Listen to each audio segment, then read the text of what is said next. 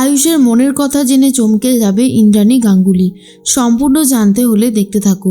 গল্পের শুরুতেই দেখা যায় রাজবাবু বুঝতে পেরে গেছিল আয়ুষের মনের কথা, আর সেই হিসেবেই কথা বলছিল ইন্দ্রাণী গাঙ্গুলির সাথে।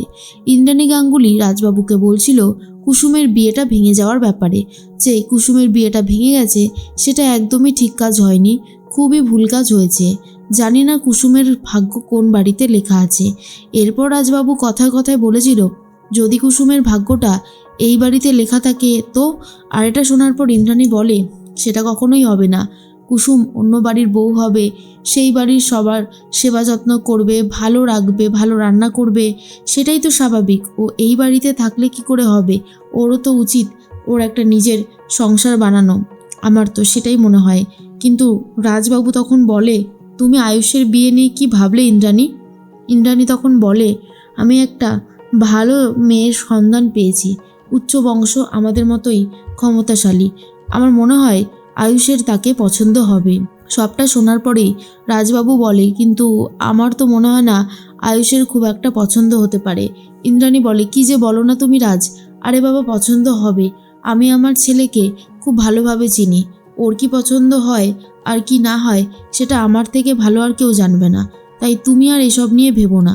তুমি যেসব নিয়ে ভাবছো না সেটা মোটেও ঠিক না। কিন্তু রাজবাবু কুসুমের সাথে দেখে নিয়েছিল আয়ুষকে, বুঝতে পেরে গেছে আয়ুষের মনের কথাটা। তাই ইন্দ্রাণীকে কি বলবে বুঝতে পারছে না। এর মধ্যেই কুসুম চলে এসেছে।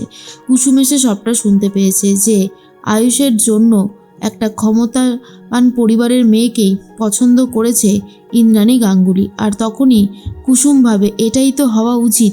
আমার কি এমন আছে? না আমি শিক্ষিত, না আমার বাবার টাকা আছে, আর আমি তো এই বাড়ির কাজের মেয়ে, আর একজন কাজের মেয়েকে বাড়ির বউ বানানো যায় না। কুসুম ভেবে নিজেই চোখের জল ফেলছিল। তখনই রাজবাবু বলে আরে ওই তো কুসুম চলে এসেছে চা নিয়ে, দাও কুসুম দাও, চা দাও। এরপরেই চা খেতে খেতে তখনই কুসুমকে বলে মন খারাপ করো না, একদিন সব ঠিক হয়ে যাবে। ইন্দ্রাণী বলে কুসুম তুমি ভেবো না, আজকে মীনাক্ষী যে কাজটা করেছে সেটা খুবই অন্যায় করেছে। আমি তো ওকে দেখে নেব। তবে একটা কথা কি বলো তো কুসুম, তোমার ভাগ্যে যেখানে লেখা আছে সেই জায়গাটাতেই তোমার বিয়ে হবে, অন্য কোথাও তোমার বিয়ে হবে না। এই কথাটা মাথায় রেখো। কুসুম বাগানে গিয়ে খুবই কান্নাকাটি করতে থাকে আর বলে কেন যে বারবার আমি এতটা আশা করে ফেলি সেটাই বুঝে উঠতে পারি না। আমি ভুলেই যাই যে আমি এই বাড়ির কাজের মেয়ে। এর মধ্যেই হঠাৎ করে কুসুমের মনে পড়ে যায় যে এই দুলটা, কানের দুলটা মালদা থেকে নিয়ে এসেছিল, সেটা তো ভেঙে গেছে। এরপরে মন খারাপ করে কুসুম ভাবে আমার কাছে একটা জিনিসও ঠিকঠাকভাবে থাকতে চায় না, কি যে করি। তখনই একটা বাক্স দেখতে পায় কুসুম, আর সেই বাক্সটা নেওয়ার জন্য উপরে লাফাতে শুরু করে, কিন্তু সেই বাক্সটা কোনোভাবেই নিতে পারে না। আসলে ঈশান ইচ্ছে করে এই কাজটা করছিল। তখনই কুসুমকে কোলে করে ওপরে তুলে ধরে আয়ুষ, আর তারপর কুসুম সেই বাক্সটা পেয়ে যায়। এরপর বাক্সটা খুলে দেখে খুব সুন্দর একজোড়া দুল তার মাঝখানে রয়েছে। এরপরে আয়ুষ বলে তোমার পছন্দ হয়েছে কুসুম? এটা শুধুমাত্র তোমার জন্য, আশা করছি তোমার খুব পছন্দ হয়েছে। কুসুম তখন বলে হ্যাঁ আমার খুব পছন্দ হয়েছে, কিন্তু আমি এটা নিতে পারবো না। তখন আয়ুষ বলে কেন নিতে পারবে না কেন? এটা তো আমি তোমাকে ভালোবেসে দিচ্ছি, তুমি এটা রাখো না, আশা করি তোমার খুব পছন্দ হয়েছে। কুসুম বলে পছন্দ তো হয়েছে, কিন্তু আমি এটা নিতে পারবো না, তার জন্য যথেষ্ট কারণ আছে। এরপর আয়ুষ জিজ্ঞেস করে কেন? কুসুম বলে এটা যদি নিই তাহলে আমি অনেক খারাপ খারাপ মন্তব্যের শিকার হব, কারণ এই দুলটা কেনার মতন সামর্থ্য আমার নেই। আয়ুষ বুঝতে পারে কুসুম যেই কথাগুলো বলেছে সেগুলো ফেলে দেওয়ার নয়, কিন্তু আয়ুষ বলে বিশ্বাস করো কুসুম, এসব দেখে আমি কখনোই দুলটা কিনিনি।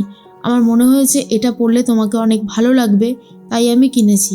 তুমি প্লিজ এই দুলটা পরো, তাহলে আমার ভালো লাগবে। এরপরে কুসুম নিয়ে নেয় আর ভাবে ছোট সাহেব যখন আমার জন্য এনেছে তখন অবশ্যই আমার এটা পরাটা দরকার, না পরলে ছোট স্যারের মনটা খুব খারাপ হয়ে যাবে, আর সেটা আমি হতে দিতে পারবো না। তাই কুসুম কানের দুলটা পরবে বলে ঠিক করে। এর মাঝখানেই ঈশান তখন বলে সত্যি জাদুকর যেই দুলটা নিয়েছে এটাই অনেক বড় কথা। জাদুকর যদি দুলটা না নিত তাহলে আবার ভাইদার অনেক কষ্ট হতো। তাই এসবই ভাবছিল ঈশান। এর মাঝখানে কানের দুলটা পরবে ঠিক করেছে কুসুম। অন্যদিকে সকাল হতেই বারবার এটা ভাবতে থাকে আয়ুষ কুসুম কি দুলটা পরে আসবে কি জানি। এর মাঝখানে ওই দুলটাই অনলাইনে অর্ডার করতে চেয়েছিল মীনাক্ষী, কিন্তু ওই দুলটা সোল্ড আউট হয়ে গেছে, তাই আর অর্ডার করতে পারিনি। এর মধ্যেই কুসুম সেই কানেরটা পরে চলে এসেছে আয়ুষের সামনে আর বলে, ছোট সাহেব আপনার দেওয়া কানের দুল আমি পরেছি, দেখুন তো কেমন লাগছে।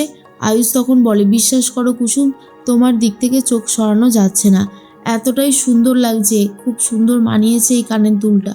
কুসুম সবটা শোনার পর ভীষণই খুশি আর বলে, আপনি এনেছেন বলে কথা, আর আমি পরবো না সেটা হতে পারে? আপনি এনেছেন আর আমি পরেছি। এরপর আয়ুষ তো খুশি হয় আর বলে, সত্যি কুসুম, তোমাকে আমার মনের কথাটা যত তাড়াতাড়ি সম্ভব বলে দিতে হবে, হাতে আর বেশি বাকি নেই সময়। এরপর কুসুম বলে, আপনি তো আবার দেবীমাকে বলবেন ওই নয়না বলে মেয়েটাকে বিয়ে করার কথা, কবে বলবেন বলুন তো? আরে ঝটপট বলেই ফেলুন।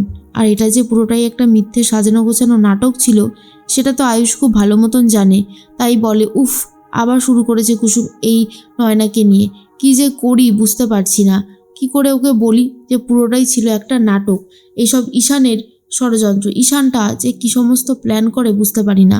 এর মাঝখানে কুসুম তো চলে যায়। মীনাক্ষী ওই দুটো দুল কুসুমের কানে দেখতে পেরে টানাটানি করতে শুরু করে আর বলে, এই দুলটা আমার, তুমি এই দুলটা কোথা থেকে পেয়েছো? আমার বাড়ি থেকে তুমি দুল চুরি করেছো? কুসুম বলে, আপনি খুব ভালো মতন জানেন যে এটা আপনার দুল নয়, তা সত্ত্বেও আপনি যে অপমানটা আমাকে করছেন, কাজটা কিন্তু ঠিক করছেন না ছোট ম্যাম সাহেব। কিন্তু মীনাক্ষী জোর করে কানেরটা কেড়ে নিতে চায়।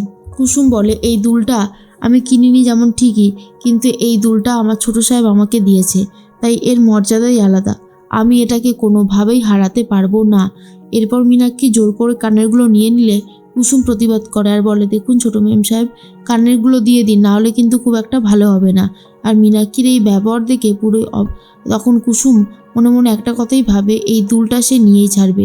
কুসুমের এই ব্যবহার দেখে মীনাক্ষী অবাক হয়ে যায়, বোঝার চেষ্টা করে এত দামি কানের দুল কুসুম কোথা থেকে পেল।